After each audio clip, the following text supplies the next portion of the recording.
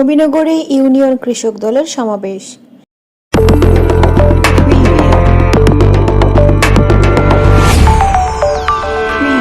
Nurnagar news, সময়ের সাথে সত্যের পথে।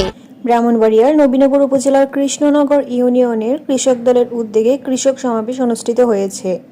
শনিবার 14 ডিসেম্বর বিকেলে Krishnanagar Abdul Jabbar school and college মাঠে দলীয় নেতাকর্মীদের উপস্থিতিতে এই সমাবেশ অনুষ্ঠিত হয়। সমাবেশে ইউনিয়ন কৃষক দলের সভাপতি মোহাম্মদ ফয়েজ আলীর সভাপতিত্বে ও উপজেলা কৃষক দলের সদস্য সচিব আনোয়ার হোসেন বাবুলের সঞ্চালনায় প্রধান অতিথি হিসেবে উপস্থিত ছিলেন কেন্দ্রীয় কৃষক দলের সহ সাধারণ সম্পাদক ও কুমিল্লা বিভাগীয় কৃষক দলের উপকমিটির যুগ্ম আহ্বায়ক কে এম মামুনুর রশিদ।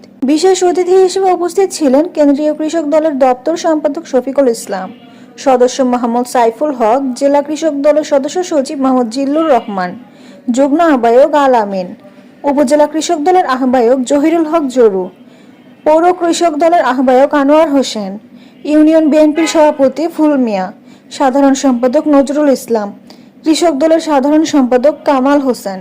বক্তারা তারুণ্যের অহংকার তারেক রহমানের নির্দেশনা অনুযায়ী নবীনগর উপজেলার প্রতিটি গ্রামে কৃষি বিপ্লব ঘটিয়ে দেশকে সমৃদ্ধ করতে ঐক্যবদ্ধভাবে কাজ করার আহ্বান জানান এবং কেন্দ্রীয় কৃষক নেতা কে এম মামুনুর রশিদকে সুন্দর উদ্যোগ সফল করতে অর্থশ্রম দিয়ে সহায়তা করার জন্য ধন্যবাদ জানান।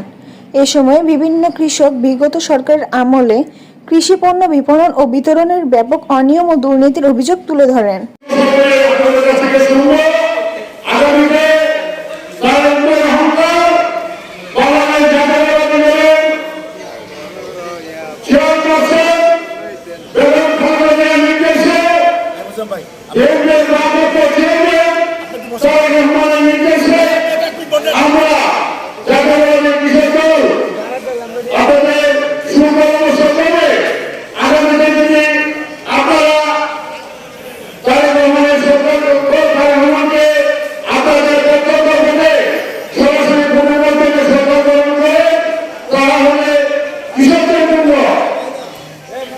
আমরা কি কি করব